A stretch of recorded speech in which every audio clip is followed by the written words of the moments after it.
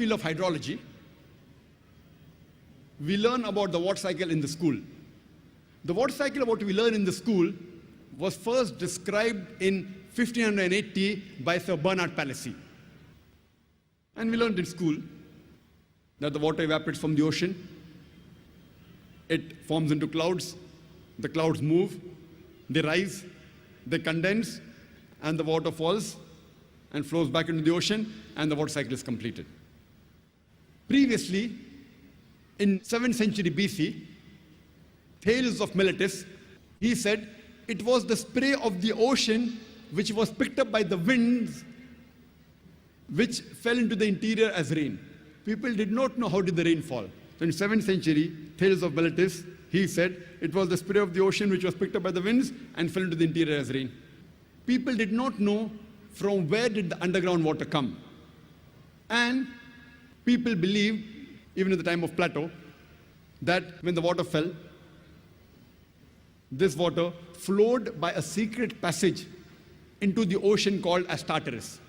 People did not know from where did the underground water come. So they thought it was the pressure of the winds on the water which forced the water into the interior.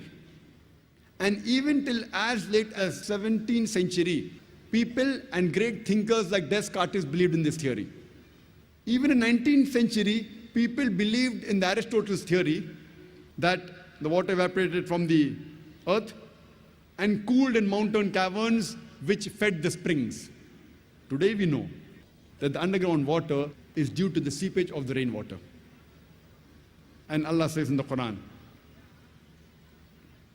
in Surah Zumar, chapter number 39, verse number 21, seest not thou that it is Allah subhanahu wa ta'ala who sends down water from the sky and causes it to soak in the grounds, causes springs in the ground, and then causes sown field of various colors to grow. Quran mentions in Surah Rum, chapter number 30, verse number 24.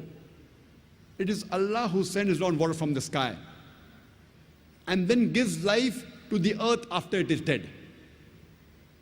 The Quran says in Surah Mu'minun, chapter number 23, verse number 18, it is we who send down water from the sky, and we can store it, and we can even drain it easily. The Quran says in Surah Hijr, chapter number 15, verse number 22, that we cause fecundating winds.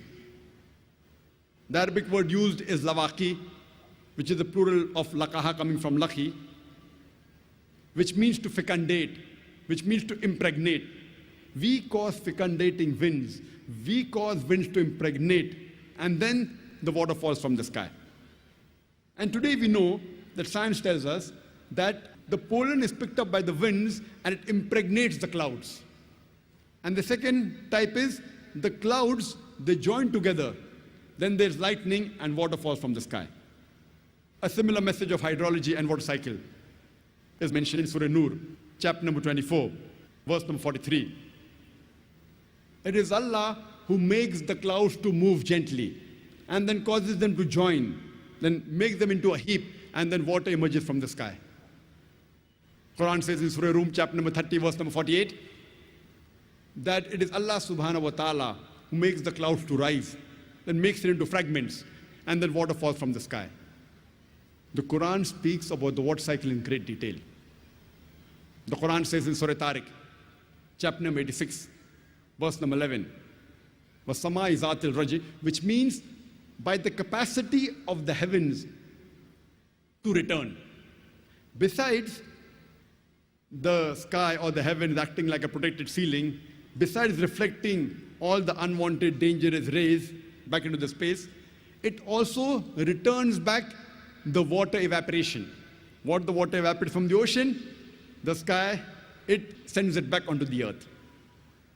And the Quran says in Surah Nur, chapter number 24, verse number 43, that we cause water to fall from the sky, from mountains of clouds.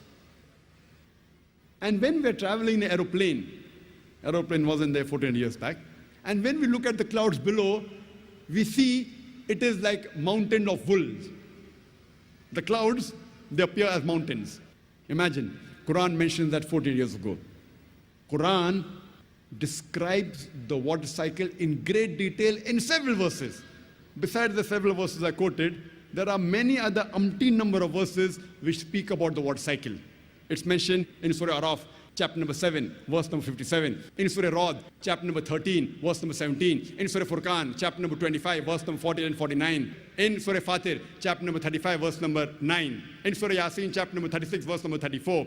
It's mentioned in Surah Jashia, chapter number 45, verse number 5. In Surah Qaf, chapter number 50, verse number 9 and 10. It's mentioned in Surah Waqia, chapter number 56, verse number 67 to 70. It's mentioned in Surah Mulk, chapter number 16, verse number 30. You can go on only quoting the several verses of the Quran which speak about the water cycle.